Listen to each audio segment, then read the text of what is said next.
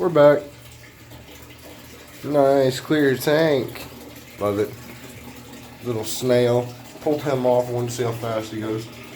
He's right there. I dropped him in the middle about 5 minutes ago, so he's booking it a little bit.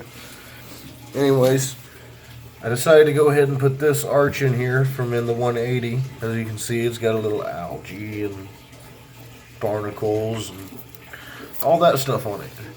Also got a little Kenya tree down underneath there, if he's still there, and these nice little two-headed zinnias. You can see them pulsing. They are fairly happy after being acclimated. And they are ready to be added in. We're going to put them here in front of the flow from the 300-gallon pump that we're running right now, just to be cycling still. Technically, we're still in cycling phase, but I'm rushing getting some corals in here a little bit. It should be cycled. Don't have a fish to add in here yet. So instead of adding a fish to test if it's cycled, I've already tested the water. Tests are good. I'm going to go ahead and add the zinnias. As you can tell, I've got the bucket filled with water all the way and acclimated, and they are pulsing and happy. Somewhat pulsing. They pulse a little bit more when the flow was going on them a second ago. But we're going to add them right here, and then we'll be back. And there it is. There they are. You can see they're a little closed up, if you guys can tell. Water flow and stuff, you can see a little bit better like that. They're starting to open, but like I said, we just put them in. Next video, y'all should be able to see. They should be opened up if they make it. That's our test. Instead of getting a fish, decided to go with some cheap zinnias. $5 at most any local fish store. And I just happen to have a fairly abundance of them in the tank. In the 180 gallon, already growing. So this rock with them already mounted to it, if they decide to bail out or come loose off the rock, as anyone else may or may not know what that's called polyp bailout.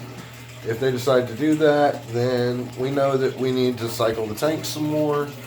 And if they open up, decide to start growing, anyone who's had zinnias before, they could easily spawn some more and have them over here, over there, anywhere, you know. If we see that, then we know that we're ready to go.